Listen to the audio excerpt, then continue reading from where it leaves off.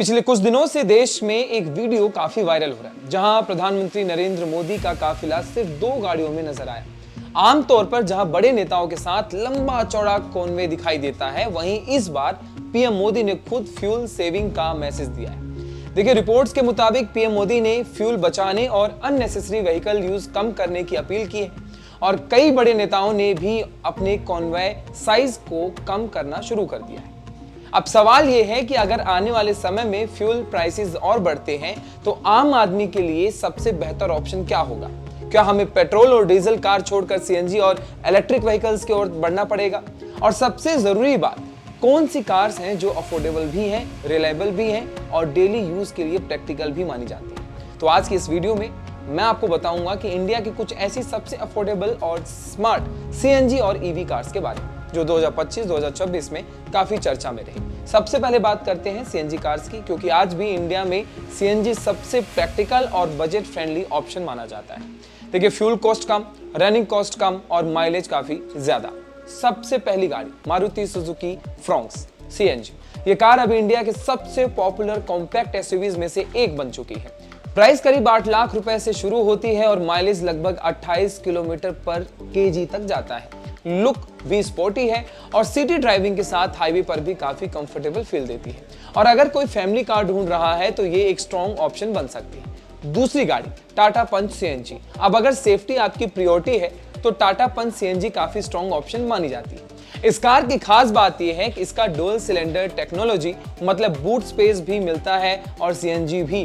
Price लगभग 7 लाख रुपए से शुरू होती है और टाटा की बिल्ड क्वालिटी आज काफी लोगों को अट्रैक्ट करती है। तीसरी गाड़ी टाटा अल्ट्रोज सीएनजी। अब तक सीएनजी कार्स में सबसे बड़ी प्रॉब्लम थी मैनुअल गियरबॉक्स की, लेकिन अब टाटा ने अल्ट्रोज सीएनजी का एएमटी वर्जन लॉन्च किया है। मतलब अब ट्रैफिक में क्लच दबाने की टेंशन कम।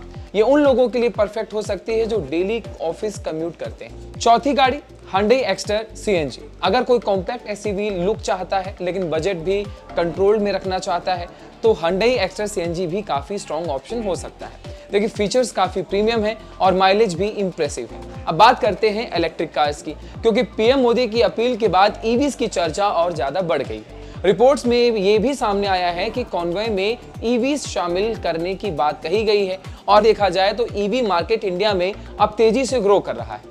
सबसे पहली गाड़ी MG कॉमेट ईवी। अगर आपका डेली रनिंग सिटी में है तो MG कॉमेट ईवी सबसे अफोर्डेबल ईवीज में से एक है।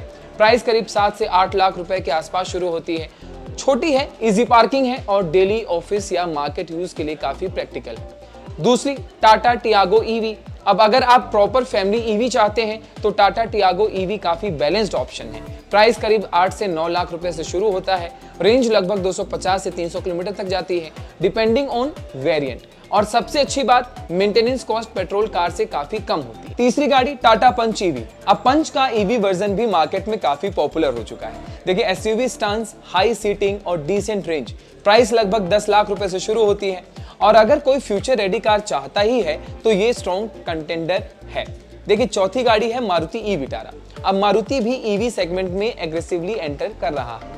मारुति ई विटारा को लेकर मार्केट में काफी एक्साइटमेंट है, क्योंकि इंडिया में मारुति का सर्विस नेटवर्क ऑलरेडी बहुत बड़ा है और अगर प्राइसिंग एग्रेसिव रही तो ईवी मार्केट में बड़ा बदलाव देखने को मिल सकता है।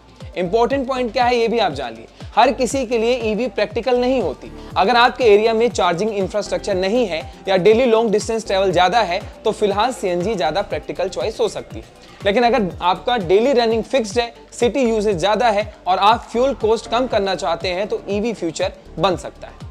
पीएम मोदी का सिर्फ 2 गाड़ियों वाले कॉन्वे में चलना सिर्फ एक पॉलिटिकल मैसेज नहीं था, ये एक सिग्नल भी था कि आने वाले समय में India fuel saving, EV adoption और स्मार्टर मोबिलिटी की तरफ तेजी से बढ़ सकता है। अब देखना यह होगा, क्या आने वाले कुछ सालों में पेट्रोल और डीजल कार्स कम होती जाएंगी और क्या सीएनजी और ईवी इंडिया की नई रियलिटी नजर आएंगी? आप क्या सोचते हैं? क्या आज आपको एक नई कार खरीदनी हो तो आप पेट्रोल, सीएनजी या ईवी में से किसे चुनेंगे? कमेंट करके जरूर बताइएगा। वीडियो पसंद आई हो तो शेयर कीजिएगा उन सभी कार एंथुसियास्ट के साथ जो गाड़ियों के शौकीन हैं।